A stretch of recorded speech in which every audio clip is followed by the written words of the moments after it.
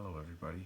So we're going to be continuing our study of heat, and doing this question you'll notice that I underlined negligible mass. And the reason that I have this underlined is because this part does not contribute to the energy of the system or the energy going into the system.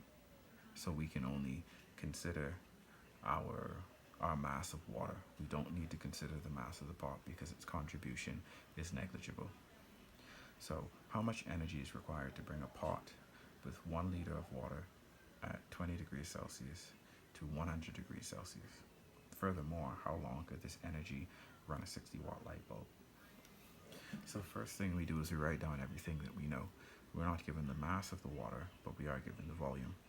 And with this, we can find the mass of the water because in 1 liter of water, 1 liter of water is the same as 1,000 or 10 to the negative 3 cubic meters of water.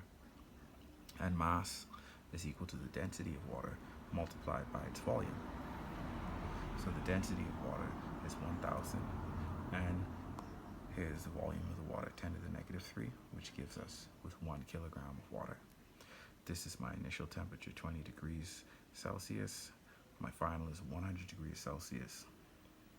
And here is specific heat of water. And at this point, the only thing that I have to do is plug these values in. And the temperature change is 80. So this gives me about 335,200 joules. And the second part of the question asks, with the energy that I found in the first part, how long could I run a 60-watt light bulb? Remember what we said about power. The power rating is 60 watts, and watt is a measure of power, and power is energy per unit time. So what it's asking, given a certain amount of power and a certain amount of energy, how long could I run this light bulb? Well, I know this light bulb needs 60 joules every second to operate efficiently. And if I have a reservoir of 335,200 joules, how long could I run this light bulb? Well, I know the power, I have the energy, and I just have to find the time that this can happen. So dividing, cross multiplying, or I should say. And the energy that I'm using in this case is just heat energy. So now 335,000 divided by 60 leaves me with 5,586.67, or this is approximately 93.1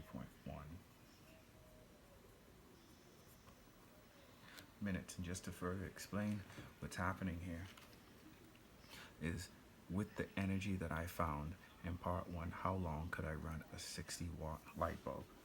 And going back to just repeating what I said, that the power can be defined as the energy divided by the unit of time.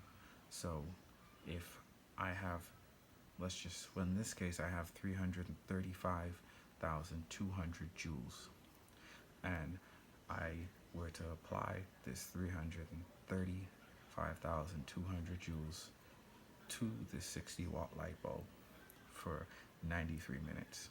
This light bulb would run for 93 minutes.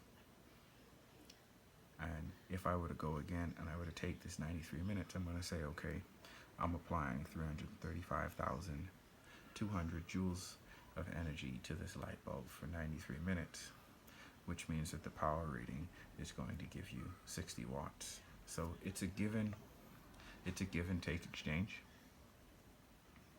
because this is what you can use to check, and it takes you right back to your original answer, which is 60 watts. And the most important thing to remember is just 60 watts.